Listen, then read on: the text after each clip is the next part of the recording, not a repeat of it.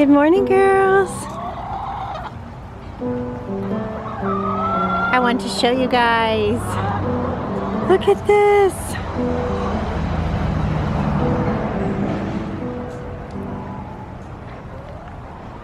So beautiful. Turns out that mixing hyacinth bean with morning glory in the springtime when I planted was a really good idea. It really worked out beautifully. And adding some greenweed to the chicken yard. I'll show you how. The trick is to really protect it well. I've got this, if you can see this,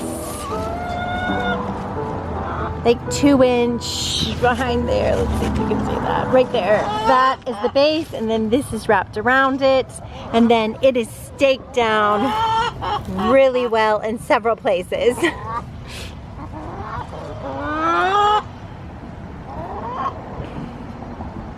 Same with my jujube tree. Really staked down well. And when I say well, I mean really well. At the beginning of the spring, this one right here got knocked over, and they ate most of my seeds. I thought they ate all the morning glory seeds, but there were some, obviously. Yes, victory. And then same with my little jujube tree. They knocked that over too, and I thought it was not gonna come back, but it did. Ah, here comes the sun. Thank you, Lord. This is the day you have made, Lord. Let us rejoice and go out into it. Same thing in the front yard garden, you guys. Look at that.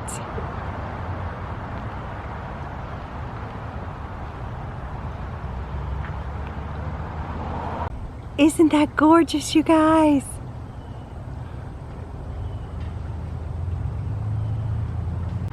So if you have any type of tunnel trellis like I do, or maybe your chicken coop is also a hoop house that you could grow over, then get your hyacinth bean seeds and get your morning glory seeds and make a note in your garden journal to plant them in early spring, and then you'll have a beautiful fall display.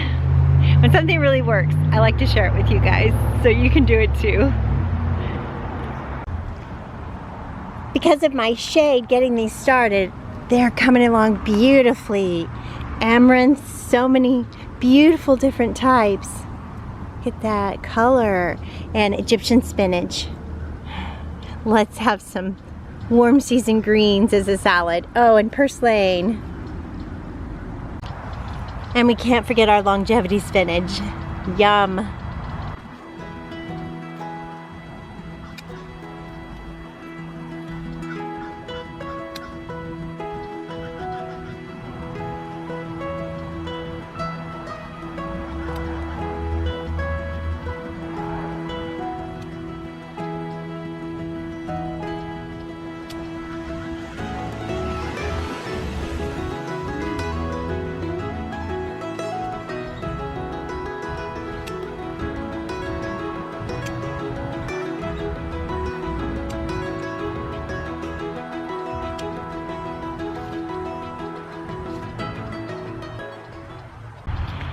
If you missed my video about the fun warm season greens that I grow, I'll link up in the description so you can check it out and grow some good greens for yourself next summer.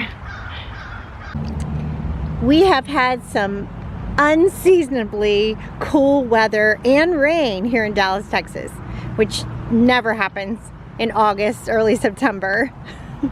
So I was able to take my shade down and let the plants just soak up that rain and grow. So that answers that question. Somebody had a question in the comments, do you take the shade down when it rains? And it doesn't rain very often here in August, September, July, August, September. And so, yeah, you can clearly just plan for it, see a storm coming, check your weather app, and take the shade down so that it gets to soak up that good summer rain. One thing I learned early on as a new gardener is you want to pick in the cool of the morning. Don't wait until the afternoon to pick your meal, especially when you're dealing with greens. Look how colorful and delicious that looks. Yum. This salad is going to be a celebration of all those warm season greens that I do. Amaranth, a couple of types of different amaranth, and Egyptian spinach, purslane, longevity spinach. So colorful and delicious, you guys. I use kefir for mine, just a half a cup for my dressing because it's all on the dressing. This is going to be a lime avocado copy of dressing, and it's that avocado that's going to make it creamy and give it that beautiful color.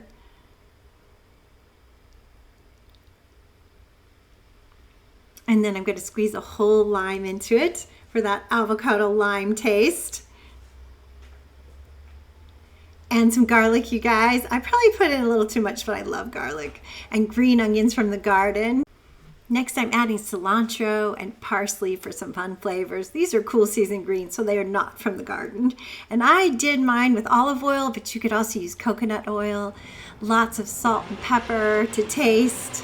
And then I blend it up in my bullet blender, which I got recently. Really loving it. I had to add a little bit more liquid because it was just too thick.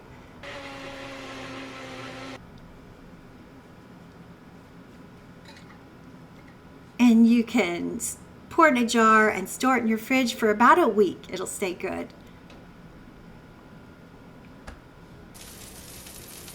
Those warm season greens, so colorful, paired up perfectly with salmon. And then the dressing, avocado lime dressing over it, creamy avocado lime dressing. It was so good, you guys. Yum. The project we're working on right now is rebuilding the garden. We've got the outside fence redone, and the original raised beds that I had in my garden were just falling apart, so we're rebuilding those raised beds with a fun new design. We will cut these corrugated metal panels to wrap around the inside of this bed. So let's get started. One down, two more to build. So Sujiban, protecting our bed from the elements.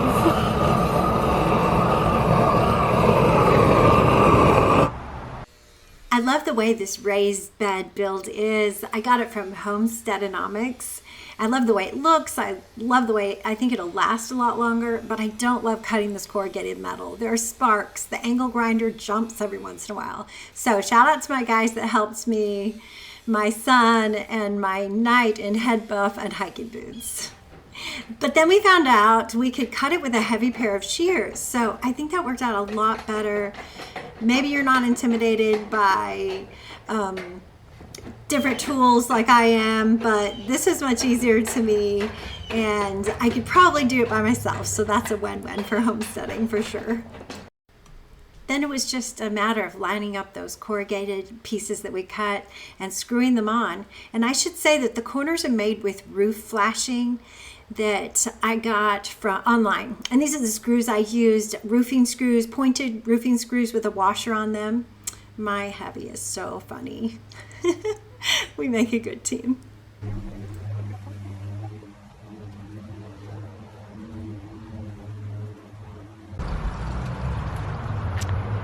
Got my raised bed installed. That looks so good in there. One down and two more to go. There and there. If you're like me as a gardener, you might be asking, okay, Dash, what do you fill your raised bed with? Because I always wondered, how do other gardeners do it? So, let me tell you. The bottom half of my raised bed is going to be filled with, you guessed it, courtesy of my soil makers. I regularly put straw, leaves, and shredded bark mulch from Chip Drop, so get that for free in my chicken yard. And then nature, along with my amazing girls, turn it into soil for me.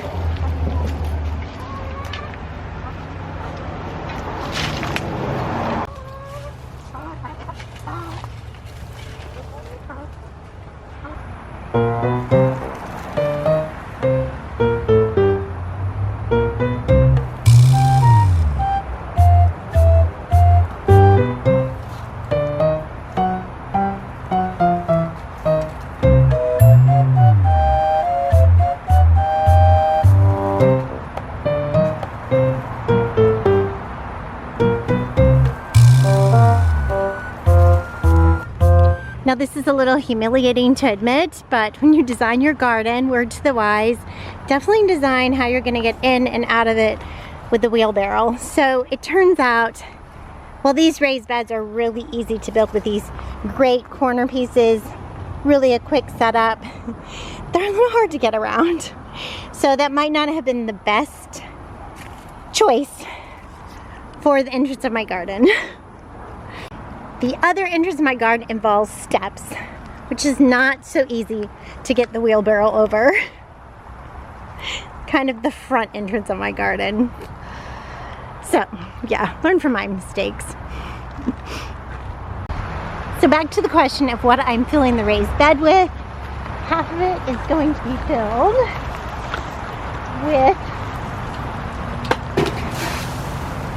dirt from my soil makers, my wonderful egg-laying divas. And it's okay if it involves a little bit of sticks and mulch.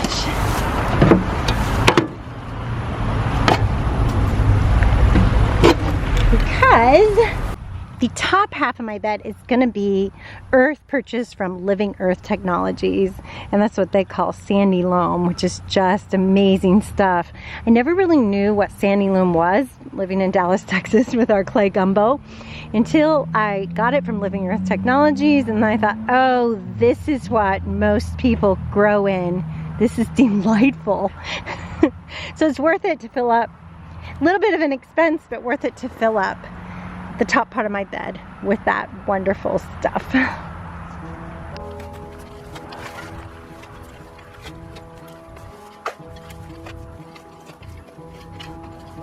Definitely a huge advantage to this type of raised bed are the corners that you can easily get around.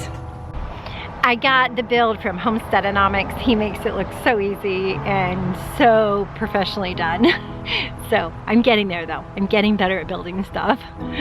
All right, guys, it is supposed to rain tomorrow or the next few days, so I'm gonna take my shade down and uncover my garden before I go to bed for that wonderful water we hope to get from the sky.